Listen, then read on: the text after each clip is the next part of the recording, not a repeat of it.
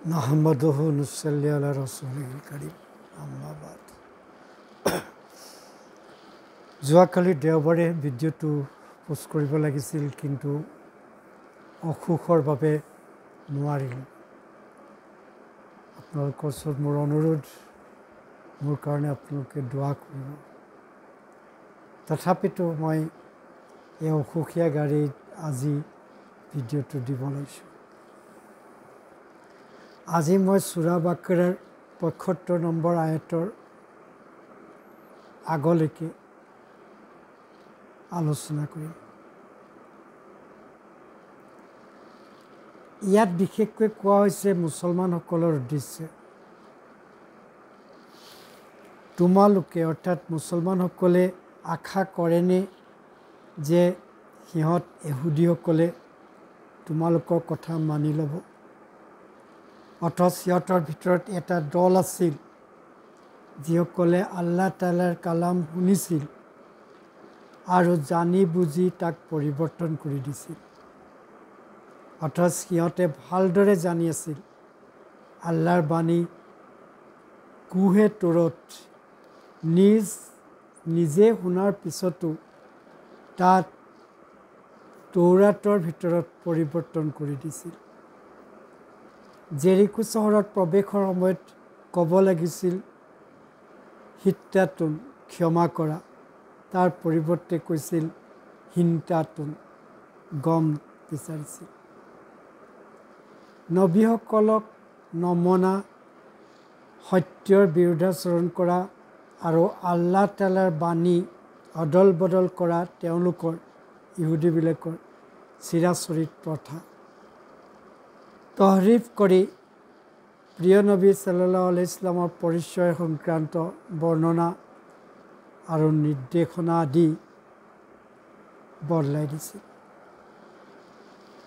সিহঁতে যেতিয়া মুছলমানসকলৰ লগত মিলিত হয় তেতিয়া কয় আমি ইমান আনিছোঁ, আৰু সিহঁতে এজনে আনজনৰ লগত অকলে সাক্ষাৎ কৰে তেতিয়া কয় আল্লাহ তাআলাই যি তোমালোকৰ কাৰণে প্ৰকাশ কৰিছে সিহঁতক কিয় কৈ দিছা? কাৰণ হুজুৰ সাল্লাল্লাহু আলাইহি ওয়াসাল্লামৰ সৰ্বশেষ নবী বুলি জনাৰ পিছতো সিহঁতে অমান্য কৰিছে। ইহুদীবিলাকে তেখেতৰ প্ৰতি ঈমান অনাৰ পৰা বিৰত থাকিছে, যাৰ বাবে তোমালোকৰ অস্ত্ৰৰে তোমালোকক জখম কৰিব সুযোগ পাব। ৭৭ নম্বৰ আয়াতত কৈছে বিসমিল্লাহিৰ ৰহমানিৰ ৰহিম ওয়া আৱালা ইয়ালামুনা ইন্নাল্লাহা ইয়ালামু মা ইউছিৰুনা ওয়া মা ইউলিনুন।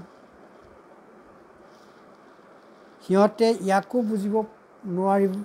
বুজিব নোৱাৰেনে যে সিহঁতে যিবোৰ লুকুৱাই আৰু যিবোৰ প্ৰকাশ কৰে সকলো আল্লাই জানে। সিহঁতৰ ভিতৰত অশিক্ষিত নিৰক্ষৰবিলাকে কিতাপ তথা তৌৰাত সম্বন্ধে একোৱেই নাজানিছিল। তৌৰাতত কি আছে কি নাই সেই বিষয়ে সিহঁতৰ অকণো জ্ঞান নাছিল। সিহঁতৰ ওচৰত খেয়াল কল্পনাৰ বাহিৰে একোৱেই নাই। আজি আমাৰো একেই অৱস্থা। কোৰাণ পাকত কি আছে আমি নাজানো। ৭৯ নম্বৰ আয়াতত কৈছে অতএব সিহঁতৰ ধ্বংস হওক যিসকলে নিজ হাতেৰে কিতাপ লিখে আৰু তাক আল্লাহৰ তৰফৰ পৰা অহা বুলি প্ৰকাশ কৰে তুচ্ছ বিনিময়ৰ লাভত। অৰ্থাৎ ফটোৱা দিয়াৰ অধিকাৰ কাৰ আছে? আলিম উলামাৰ। পইচাৰ বিনিময়ত ভুল ফটোৱা দি সমাজত কণ্ডল বঢ়ায়, অজ্ঞ জনসাধাৰণৰ অনুকূলে নিজৰ তৰফৰ পৰা বৰ্ণনা ৰচনা কৰি বিপথে পৰিচালনা কৰে সমাজখনক। সিহঁতে নিজেই পৰিৱৰ্তন কৰি কয় দিছ ইজ ফ্ৰম আল্লাহ। আজিও আমাৰ মাজত থকা চৌকল আলিম ওলামাই তুচ্ছ বিনিময়ৰ লাভৰ আশাত মিছা ফটোৱা দিয়ে। প্ৰশ্ন কৰিলে তোৰ কিবা কিবি ব্যাখ্যা দৰ্শাই তেওঁলোকৰ কথা জায়েজ কৰি পেলায়। কিছু কথা আৰু অলিক সপোনৰ সোৱাদহে তেওঁলোকৰ মূলধন আৰু পুঁজি। ইয়াৰ বাহিৰে আমি একোৱেই নাজানিছিলোঁ আৰু নুবুজিছিলোঁ। বৰ্তমানে এনেকুৱাই হৈ আছে।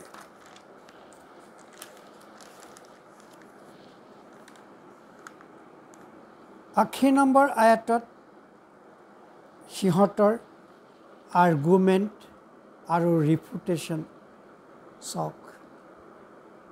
যুক্তি আৰু মিছা খণ্ডন। বিস্মিল্লাহিৰ ৰহমানিৰ ৰহিম।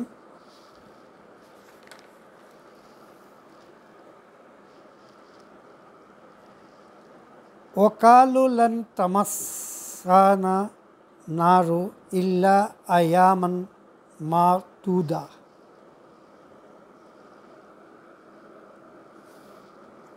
আৰু সিহঁতে কয় গণনাৰ কেইটামান দিনৰ বাহিৰে জুয়ে আমাক স্পৰ্শ নকৰিব।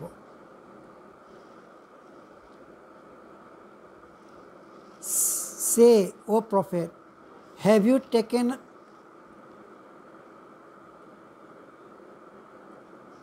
a pledge from Allah?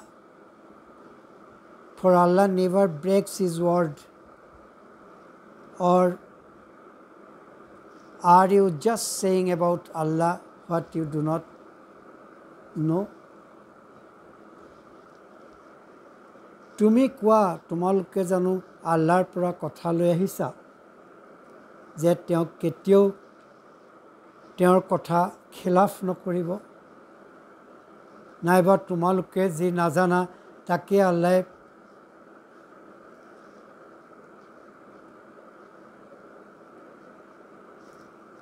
আল্লাহৰ প্ৰতি আৰোপ কৰি আছানে?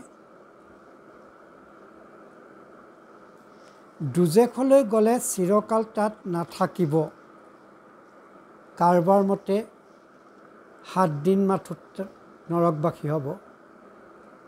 কোনোবাই কয় গৰু পোৱালি পূজা কৰা 40 দিনৰ বাবে দুজখলৈ যাব।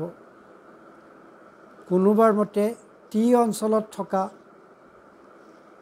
40 বছৰ কাল নৰকত পৰি যোৱাৰ পিছত সিহঁতে ৰেহাই পাব। বেহেস্ত আৰু নৰকত প্ৰৱেশৰ আৰু অৱস্থানৰ নিয়ম নীতি অনুসৰি সকলো লগতে যথাযোগ্য ব্যৱহাৰ কৰা হ'ব।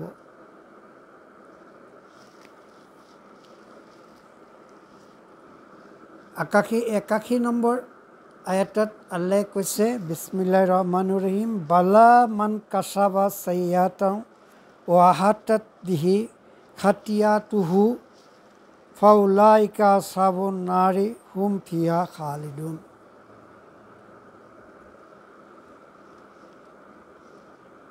অৰ্থাৎ যিজনে পাপ সঞ্চয় কৰিলে তেওঁৰ পাপবোৰে তেওঁক আগুৰি ধৰিব।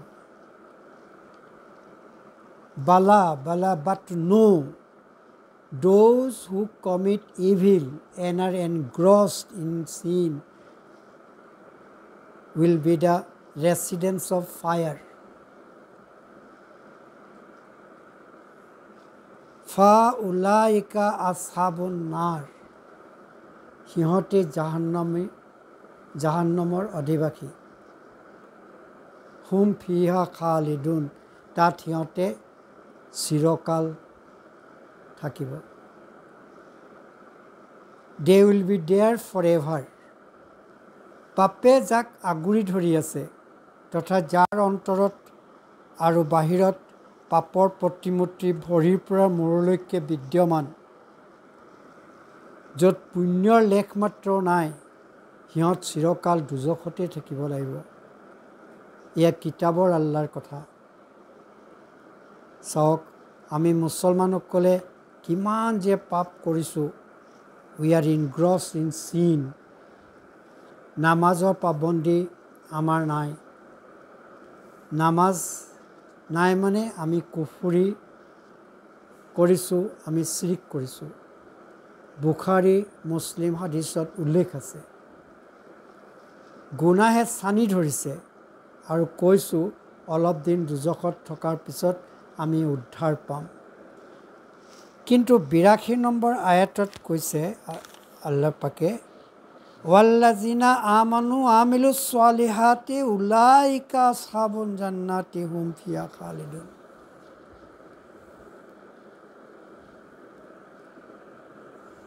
ইয়াত আমাক কৈছে যিসকলে ঈমান আনিলে, সৎকাম কৰিলে, তেওঁলোকহে বেহেস্তৰ অধিবাসী, তাত তেওঁলোক চিৰকাল থাকিব। এই দুটা আয়াত ৮১ আৰু ৮২ এই দুটা আয়াতৰ যোগেদি আল্লাহে প্ৰকাশ কৰিলে ইউনিভাৰ্চেল ট্ৰুথ। গতিকে আমি মনে গঢ়া চিন্তা কৰি আল্লাহৰ আমি অগোচৰ, আমি আল্লাহৰ নাফৰমানিৰ পৰা বাচি যাব নোৱাৰিম। তোমালোকে ইহুদীসকলৰ প্ৰতি তৌৰাতৰ ধৰ্মবিধি আৰু অংগীকাৰৰ লগত কোৰাণৰ ধৰ্মবিধি আৰু অংগীকাৰৰ সাদৃশ্য বৰ্তমানেও বিদ্যমান। আমাৰ প্ৰত্যেকৰে বাবে এই আলোচনাটো অতি বিশ্বাস্যৰ বিষয়। ভিডিঅ'টো ভাল লাগিলে লাইক, শ্বেয়াৰ আৰু ছাবস্ক্ৰাইব কৰিব নাপাহৰিব। আখিৰি দাৱানা আলহামদুলিল্লাহি ৰাব্বিল আলামিন।